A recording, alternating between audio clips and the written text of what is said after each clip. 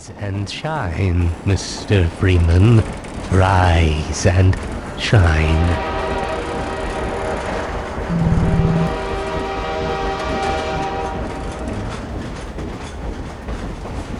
I didn't see you get on. No matter how many times I've been relocated, I got used to it.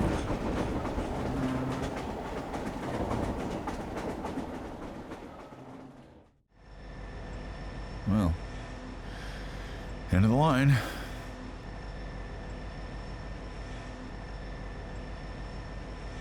Welcome. Welcome to City 17.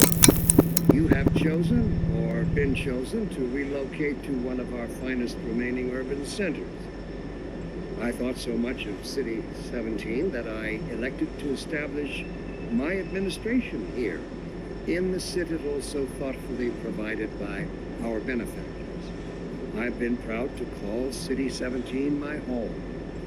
And so, whether you are here to stay only ones on that train? Passing through on your way to parts unknown, welcome to City 17. It's safer here.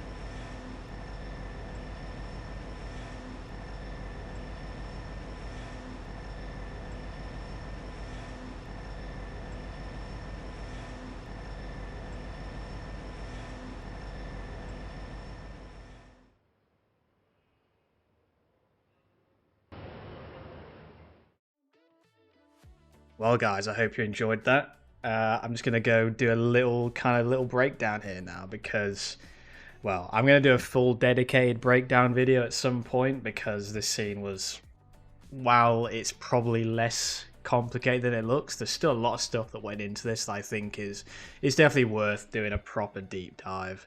So I'm just going to do a little, almost like React style thing right now where I just quickly run through some high level stuff that I did to make this in 1 month pretty much.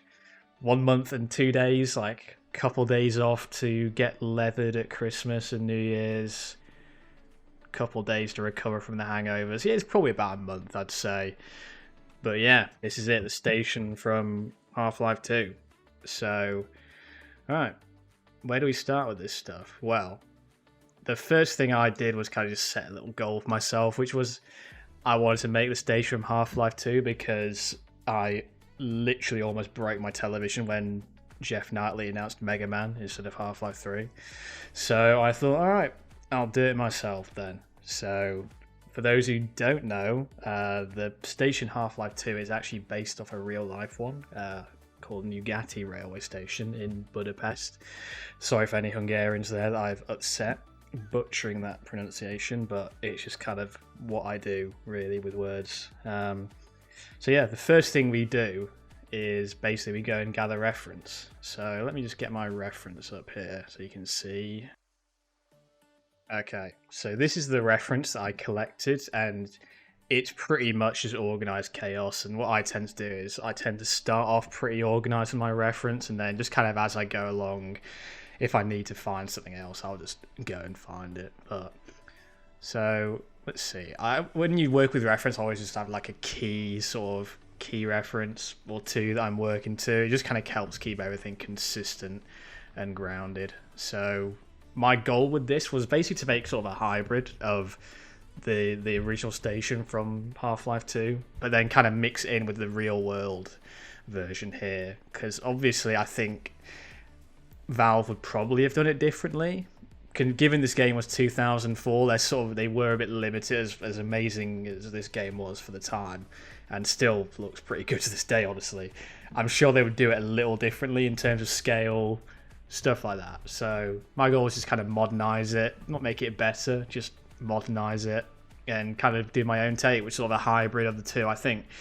Anyway, it's just kind of more fun to do something like that rather than copying one-to-one. I know there's been a couple sort of one-to-one copies of this, but it's not very interesting to me. I just kind of think it looks a bit weird when you do that, when you try and copy something one-to-one with modern tech. And we can push things so much further these days.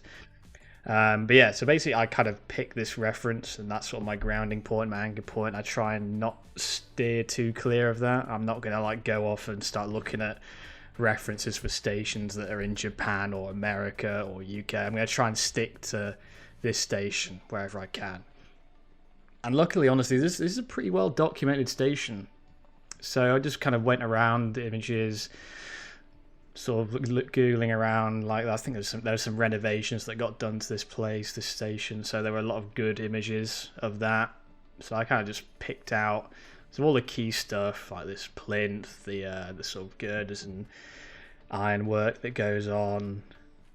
Just trying to basically keep sort of everything to this location, and then just find close-up pictures of it that I can copy. So you can see, yeah, just basically just pick your reference, stick to it, essentially, and then kind of mixing in the key sort of aspects of the Half-Life 2 station that I liked. I think for this it was pretty key to not stray too far from it where possible, or at least have some, even if I was going to make it quite differently, it was important to me to have sort of the key things in there. So like kind of switching up the girder work to include this kind of circular pattern, getting the windows in, yeah, these train station boards, all that stuff. So yeah, then I kind of picked out a few props that I wanted to make, just try and limit my limit the amount of props I made for speed, because these can tend to be the most time consuming bits for not as much gain, in my opinion.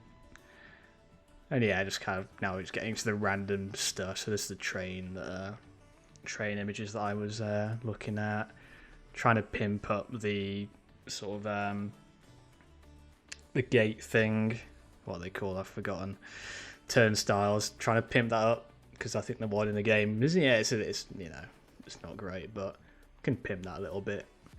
And then the trains, so just kind of looking for just general reference here of seats that are kind of close to these, just getting some idea of the wear and tear.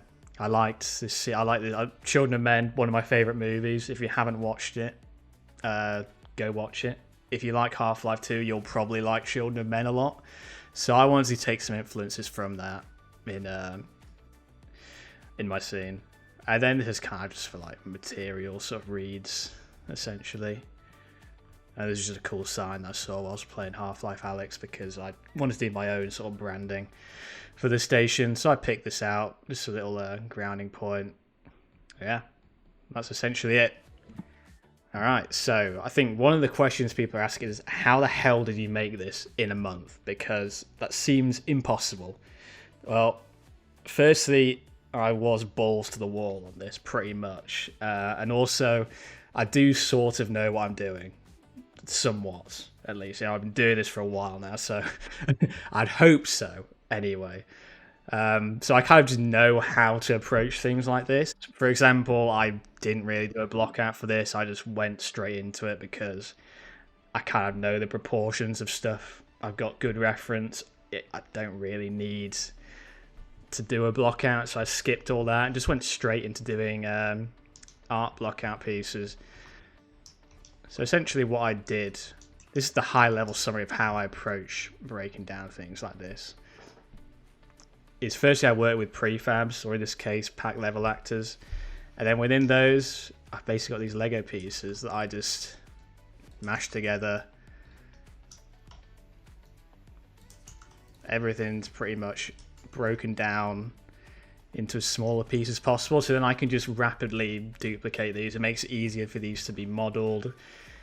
And generally I like to create things how they're constructed in real life where I can. Obviously sometimes there's limitations to what you want to do to that extent in games, but for me that's what works for me and what makes sense for me, and it works really well with modularity and instancing, which, you know, is critical sort of performance these days. So yeah, essentially just breaking everything down into as small pieces as possible. And then I think a lot of people think modularity happens within your 3D modeling software. It's actually like you kind of want to be more modular in game, in the editor. I always like to say to people, just as little time in your 3D tool as possible is the best way to approach things. Just get small pieces into engine, get them instanced, and start building stuff. Like you can see here, it's pretty much all just little pieces that I mash together, and it comes together really quickly when you do it, stuff like that. I mean, it makes it so much quicker to just UV unwrap and everything. It's just, for me, great workflow. Even the doors, like I just kind of model the doors, each one. Then I can put the pivot on the hinge, so I get a nice unique rotation. Yeah, pretty much this times a lot. So that means basically I can take this sort of wall piece and I can swap out to the plinth down here with using my Lego bricks method.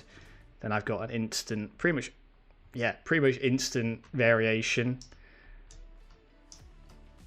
And then I can build out an entire station wall really easily.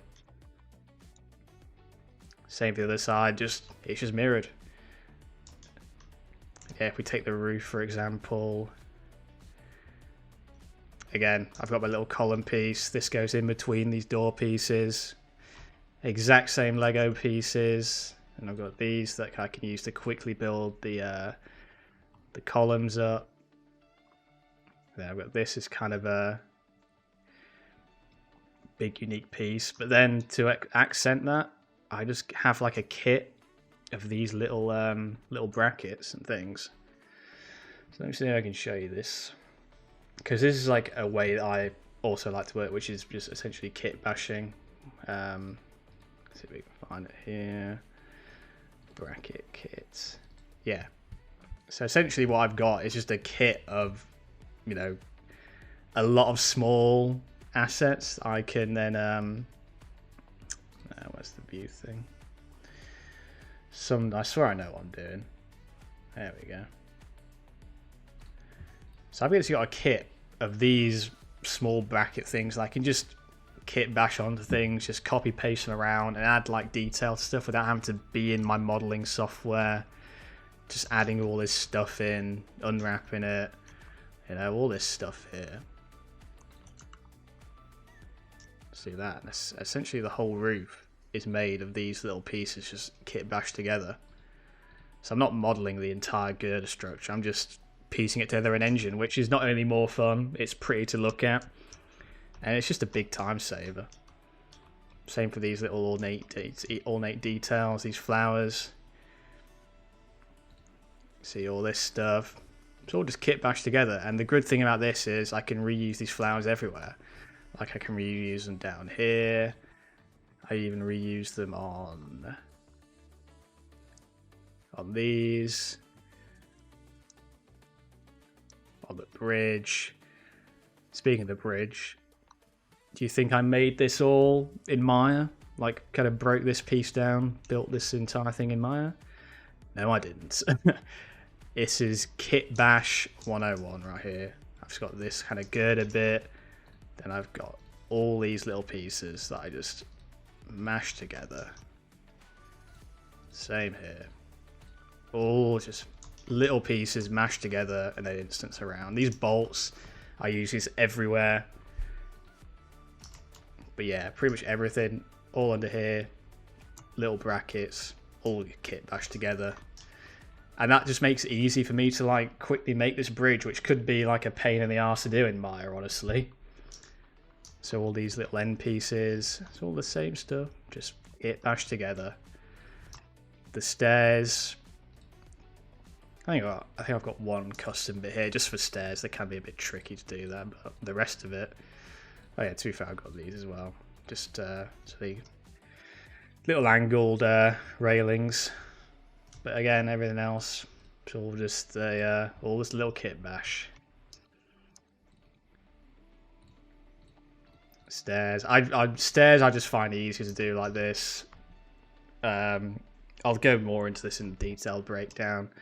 The stairs can be a little tricky for some people.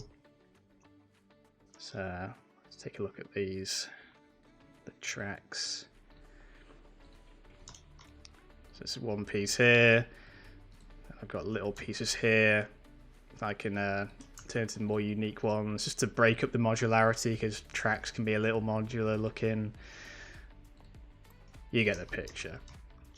So also another thing that I do to help speed up this project massively is, and this is going to sound weird, but I actually do I do the texturing first. So what do I mean by that? Well, let's open up this guy here. Not that guy. This guy. So pretty much all the props in the level are mapped to this. So there's nothing, I've literally not unwrapped one thing uniquely in this entire project. It's all done. Basically, I go into Maya, I make a trim sheet, and then I texture that trim sheet, then I make the model, and as I go along modeling, I just map the UVs to this texture sheet. And then I'm rapidly making models. I've got nice baked in detail, ready to go pretty much. And this is the approach that I took for the entire thing. Just trim sheet, texture that, then make the models. Trim sheet, texture that, then make the models. And the advantage of that is that it's reusable as well. So yeah, it's all just pretty much just trim sheets everywhere. And that just allows me to rapidly iterate and create all these assets. Essentially, that's all I did, was that process. Trim sheets, make the models, do that. Then the rest of it is just kind of comes down to decals and breaking up that set, breaking up that sort of repetitiveness that comes with this workflow. Because, you know, if you don't add this sort of layer of detail and breakup on top, then you do end up just kind of having something that looks very sort of tiling, modular looking. You need to have that real world breakup. So it's just little things like adding these little stones, decals, little trims everywhere. And then just a few props that are also just all mapped to atlases. Now, just make a trim sheet of signs, then just map those to some square tiles. Boom. Getting all that breakup. And yeah, obviously all on the top of all that, I'm adding like the NPCs and animations and things like that. But we'll get into that in the full breakdown. I just wanted to give a quick little little breakdown of how I made this so quickly, really. Again, on the tracks, it's all just little pieces. I've got these gravel models that I just punch them through a tiling rectangle, and you get kind of that nice sort of silhouette break that makes it look all stony. There's no displacement here, it's all just geo and normals.